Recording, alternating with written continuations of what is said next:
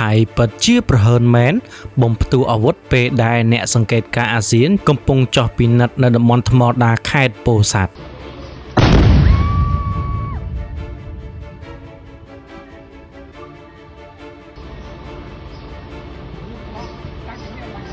ភាគីថៃបានបំផ្ទុះអាវុធក្នុងកំឡុងពេលក្រុមអ្នកសង្កេតការណ៍អាស៊ានកំពុងចោះសង្កេតការណ៍ពិនិត្យនិងផ្ទៀងផ្ទាត់ការអនុវត្តបទឈប់បាញ់នៅច្រកចមួយឃុំថ្មដាស្រុកវាលវែងខេត្តពោធិ៍សាត់ក្រុមអ្នកសង្កេតការណ៍ត្រូវបង្ខំចិត្តផ្អាកការផ្ទៀងផ្ទាត់និងដកថយដើម្បីគេចចេញពីតំបន់គ្រោះថ្នាក់សេចក្តីប្រកាសព័ត៌មានរបស់ក្រសួងការពារជាតិកម្ពុជាបានសរសេរដូចនេះថា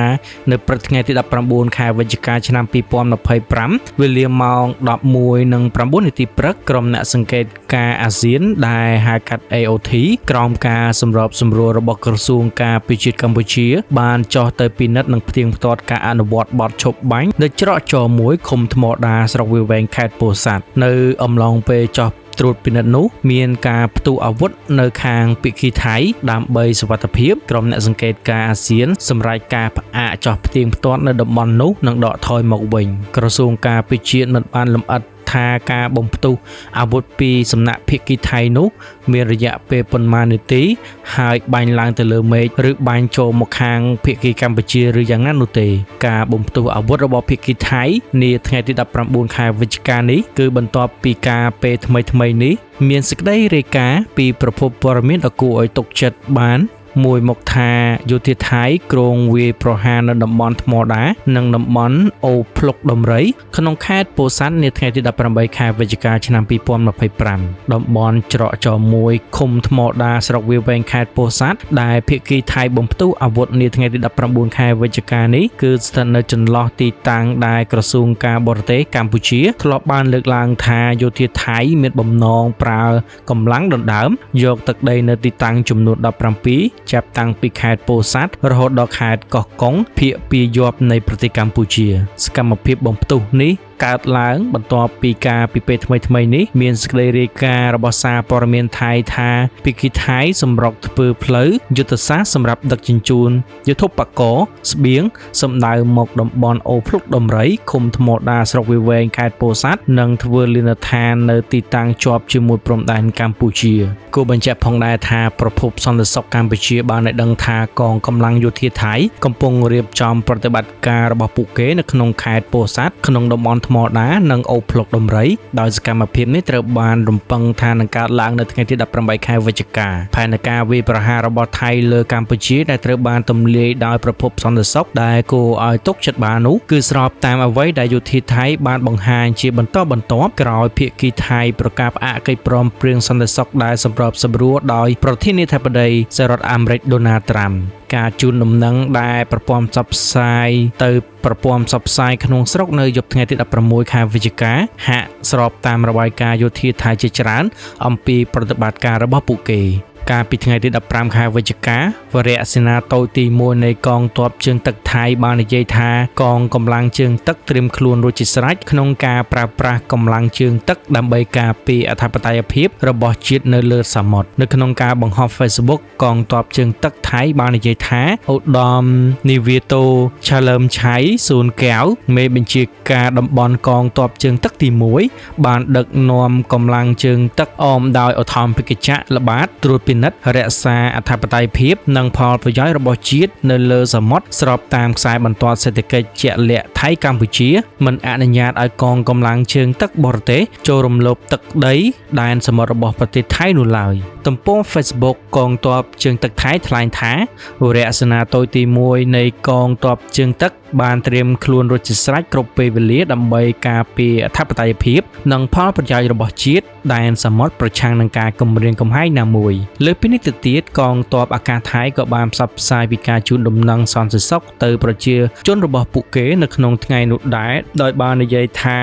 កងទ័ពអាកាសថៃស្នើសុំការសហការពីប្រជាពលរដ្ឋឲ្យជ ជៀសវាងការផ្សព្វផ្សាយរូបភាពនិងទិន្នន័យនៃប្រតិបត្តិការយោធាដើម្បីសន្តិសុខរបស់ជាតិសូមជម្រាបផងដែរថាតំបន់ថ្មដានិងអូភ្លុកដំរីក្នុងខេត្តពោធិ៍សាត់បានទទួលរងការបាញ់ផ្លោងពីយោធាថៃក្នុងកំឡុងពេលជំលុះប្រដាប់អាវុធកាលពីថ្ងៃទី24ថ្ងៃទី28ខែកក្កដាដែលបានចាប់ផ្ដើមនៅប្រាសាទតាមាន់ធំប្រទេសថៃទើបតែបានប្រកាសផ្អាកកិច្ចព្រមព្រៀងសន្តិភាពដែលទទួលបានការសាទរយ៉ាងខ្លាំងដែលគេស្គាល់ផងដែរថាជាកិច្ចព្រមព្រៀងទីក្រុងកូឡាឡាំពួរបន្ទាប់ពីការផ្ទុះគ្រាប់មីនដែលពួកគេបានចោទប្រកាន់កម្ពុជាថាបានដាក់ថ្មីប៉ុន្តែការចោទប្រកាន់នេះត្រូវបានកម្ពុជាបដិសេធម្យ៉ាងវិញទៀតថ្មីនេះទាហានថៃបានបើកការបាញ់ប្រហារលើពលរដ្ឋកម្ពុជានៅភូមិប្រច័ន្ទខេត្តបន្ទាយមានជ័យដែលបានសម្លាប់ជនស៊ីវិលម្នាក់និងរងរបួស3នាក់ផ្សេងទៀតភាគីថៃបានបំផ្ទុះអាវុធក្នុងកំឡុងពេលក្រុមអ្នកសង្កេតការណ៍អាស៊ានកំពុងចោះសង្កេតការណ៍ពិនិត្យនិងផ្ទៀងផ្ទាត់ការអនុវត្តបទឈប់បាញ់នៅច្រកចមួយឃុំថ្មដាស្រុកវាលវែងខេត្តពោធិ៍សាត់ក្រុមអ្នកសង្កេតការណ៍ត្រូវបង្ខំចិត្តផ្អាកការផ្ទៀងផ្ទាត់និងដកថយដើម្បីកិច្ចចេញពីតំបន់គ្រោះថ្នាក់សេចក្តីប្រកាសព័ត៌មានរបស់ក្រសួងការពារជាតិកម្ពុជាបានសរសេរដូចនេះថានៅព្រឹកថ្ងៃទី19ខែវិច្ឆិកាឆ្នាំ2025វេលាម៉ោង 11:09 នាទីព្រឹកក្រុមអ្នកសង្កេតការណ៍អាស៊ានដែលហៅកាត់ AOT ក្រោមការសម្របសម្រួលរបស់ក្រសួងការពារជាតិកម្ពុជាបានចោះទៅពិនិត្យនិងផ្ទៀងផ្ទាត់ការអនុវត្តបទឈប់បាញ់នៅច្រកចមួយឃុំថ្មដាស្រុកវាលវែងខេត្តពោធិ៍សាត់នៅអំឡុងពេលចោះត្រួតពិនិត្យនោះមានការផ្ទុះអាវុធនៅខាងភាគីថៃដើម្បីសុវត្ថិភាពក្រុមអ្នកសង្កេតការណ៍អាស៊ានសម្រាប់ការផ្អាកចោះផ្ទៀងផ្ទាត់នៅតំបន់នោះនិងដកថយមកវិញក្រសួងការពារជាតិមិនបានលម្អិតថាការបំផ្ទុះអាវុធពីសំណាក់ភាគីថៃនោះមានរយៈពេលប៉ុន្មាននាទីហើយបាញ់ឡើងទៅលើមេឃឬបាញ់ចូលមកខាងភាគីកម្ពុជាឬយ៉ាងណានោះទេការបំផ្ទុះអាវុធរបស់ភាគីថៃនាថ្ងៃទី19ខែវិច្ឆិកានេះគឺបន្ទាប់ពីការពេលថ្មីនេះមានសេចក្តីរាយការណ៍ពីប្រភពព័ត៌មានដ៏គួរឲ្យទុកចិត្តបានមួយមកថាយោធាថៃគ្រងវាយប្រហារនៅតំបន់ថ្មដានិងតំបន់អូភ្លុកដំរីក្នុងខេត្តពោធិ៍សាត់នាថ្ងៃទី18ខែវិច្ឆិកាឆ្នាំ2025តំបន់ច្រកចមួយឃុំថ្មដាស្រុកវាលវែងខេត្តពោធិ៍សាត់ដែលភាគីថៃបំផ្ទុះអាវុធនាថ្ងៃទី19ខែវិច្ឆិកានេះគឺស្ថិតនៅចន្លោះទីតាំងដែលក្រសួងការបរទេសកម្ពុជាធ្លាប់បានលើកឡើងថាយោធាថៃមានបំណងប្រើកម្លាំងដណ្ដើមយកទឹកដីនៅទីតាំងចំនួន17ចាប់តាំងពីខេត្តពោធិ៍សាត់រហូតដល់ខេត្តកោះកុងភាគពាយ័ព្យនៃប្រទេសកម្ពុជាសកម្មភាពបំផ្ទុះនេះកើតឡើងបន្ទាប់ពីការពីពេលថ្មីនេះមានសេចក្តីរាយការណ៍របស់សារព័ត៌មានថៃថាភាគីថៃសម្រុកធ្វើផ្លូវយុទ្ធសាស្ត្រសម្រាប់ដឹកជញ្ជូនយុទ្ធបកស្បៀងសម្ដៅមកតំបន់អូភ្លុកដំរីឃុំថ្មដាស្រុកវាលវែងខេត្តពោធិ៍សាត់និងធ្វើលានដ្ឋាននៅទីតាំងជាប់ជាមួយព្រំដែនកម្ពុជាគួរបញ្ជាក់ផងដែរថាប្រភពសន្តិសុខកម្ពុជាបានឲ្យដឹងថាកងកម្លាំងយោធាថៃកំពុងរៀបចំប្រតិបត្តិការរបស់ពួកគេនៅក្នុងខេត្តពោធិ៍សាត់ក្នុងតំបន់ថ្មដានិងអូភ្លុកដំរីដោយសកម្មភាពនេះត្រូវបានរំពឹងថានឹងកើតឡើងនៅថ្ងៃទី18ខែវិច្ឆិកាផែនការវាយប្រហាររបស់ថៃលើកម្ពុជាដែលត្រូវបានទម្លាយដោយប្រភពសន្តិសុខដែលគួរឲ្យទុកចិត្តបាននោះគឺស្របតាមអ្វីដែលយោធាថៃបានបង្ហាញជាបន្តបន្ទាប់ក្រោយភាគីថៃប្រកាសផ្អាកកិច្ចព្រមព្រៀងសន្តិសុខដែលសម្របសម្រួលដោយប្រធានាធិបតីសហរដ្ឋអាមេរិកដូណាល់ត្រាំការជូនដំណឹងដែលប្រព័ន្ធផ្សព្វផ្សាយទៅប្រព័ន្ធផ្សព្វផ្សាយក្នុងស្រុកនៅយប់ថ្ងៃទី16ខែវិច្ឆិកាហាក់ស្របតាមរបាយការណ៍យោធាថៃជាច្រើនអំពីប្រតិបត្តិការរបស់ពួកគេកាលពីថ្ងៃទី15ខែវិច្ឆិកាវរៈសេនាតូចទី1នៃកងទ័ពជើងទឹកថៃបាននិយាយថា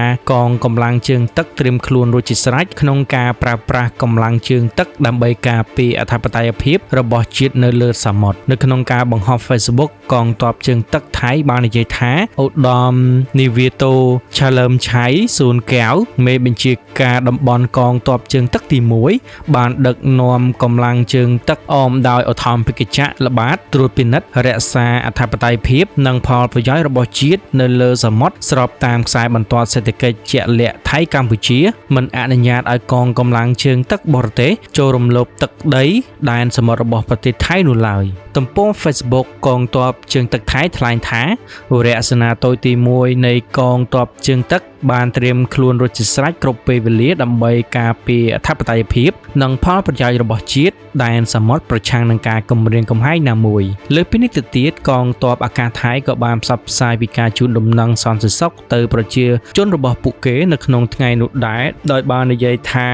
កងទ័ពអាកាសថៃស្នើសុំការសហការពីប្រជាពលរដ្ឋឲ្យជៀសវាងការផ្សព្វផ្សាយរូបភាពនិងទិន្នន័យនៃប្រតិបត្តិការយោធាដើម្បីសន្តិសុខរបស់ជាតិសូមជម្រាបផងដែរថាតំបន់ថ្មដានិងអូភ្លុកដំរីក្នុងខេត្តពោធិ៍សាត់បានទទួលរងការបាញ់ផ្លោងពីយោធាថៃក្នុងកំឡុងពេលជំលុះប្រដាប់អាវុធកាលពីថ្ងៃទី24ថ្ងៃទី28ខែកក្កដាដែលបានចាប់ផ្ដើមនៅប្រាសាទតាមាន់ធំប្រទេសថៃទើបតែបានប្រកាសផ្អាកកិច្ចព្រមព្រៀងសន្តិភាពដែលទទួលបានការសាទរយ៉ាងខ្លាំងដែលគេស្គាល់ផងដែរថាជាកិច្ចព្រមព្រៀងទីក្រុងកូឡាឡាំពួរបន្ទាប់ពីការផ្ទុះគ្រាប់មីនដែលពួកគេបានចោទប្រកាន់កម្ពុជាថាបានដាក់ថ្មីប៉ុន្តែការចោទប្រកាន់នេះត្រូវបានកម្ពុជាបដិសេធម្យ៉ាងវិញទៀតថ្មីនេះទាហានថៃបានបើកការបាញ់ប្រហារលើពលរដ្ឋកម្ពុជានៅភូមិប្រច័ន្ទខេត្តបន្ទាយមានជ័យដែលបានសម្លាប់ជនស៊ីវិលម្នាក់និងរងរបួស3នាក់ផ្សេងទៀត